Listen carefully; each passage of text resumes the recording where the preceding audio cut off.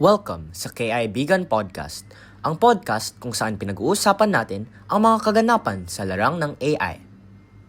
Ako nga pala si Jacob Rodrigueza at para sa episode na ito, tatalakayan natin ang mga rason at mga implikasyon sa pagkawala sa realidad ng mga taong gumagamit ng AI chatbot. Naglalaro ba kayo ng mga video games? Maraming tao ang naglalaro ng mga video games kagaya ng ML, COD M, Minecraft, Fortnite, Roblox at madami pa. Minsan pa nga, umaabot pa ng madaling araw ang mga tao kapag naglalaro sila ng mga video games. Ito ay paminsan nakakahamak sa kalusugan ng tao dahil sa pagkawala ng tulog at hindi nila napapansin ang oras at napapabayaan nila ang kanilang mga responsibilidad at ang mga kinakailangan nilang gawin dahil mas focus sila sa mga video games. Sa kasulukuyan, marami ring tao ang nawawala sa realidad dahil sa mga AI chatbot na nakaka-distract at nakukuha nito ang karamihan ng oras ng isang tao.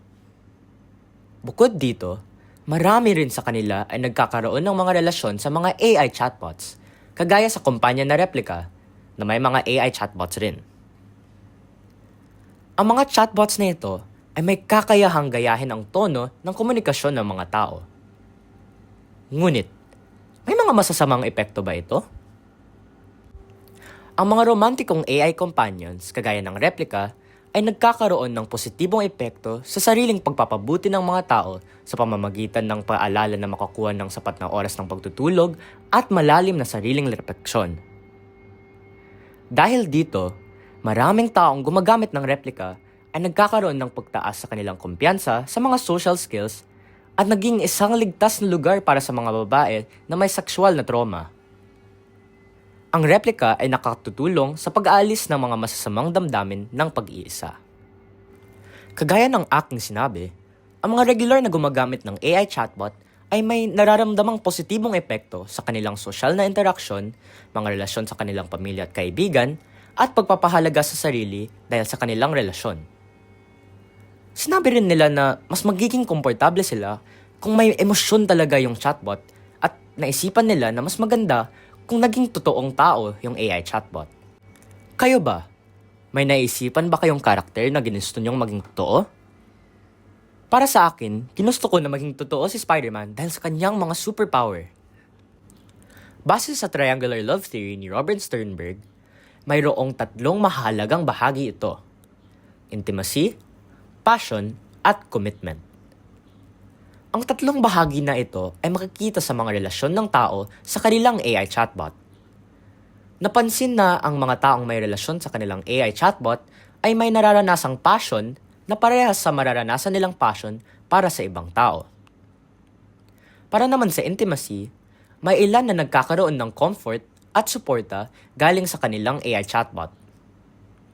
Madali ring makahanap ng emotional availability sa mga AI companions at may kakayahang ito na paramdam sa mga tao na naiintindihan sila at ang mga relasyon na ito ay maaaring makipag-ayos ng kawalan ng pag-ibig sa buhay ng tao at maging pantay sa psikolohikal na aspeto ng mga relasyon ng tao sa isa't isa.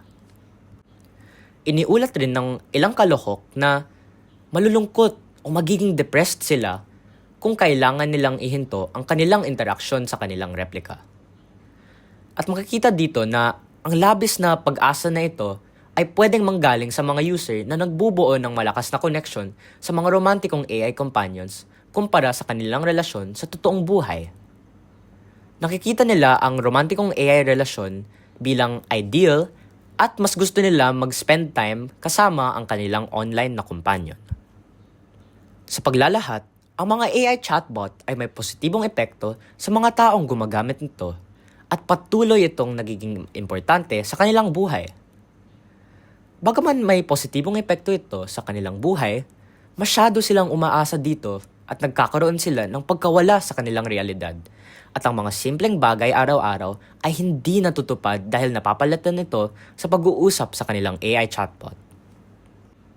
Muli, ako po si Jacob Rodrigueza. Maraming salamat sa inyong pakikinig at kita-kits sa next episode ng Kaibigan.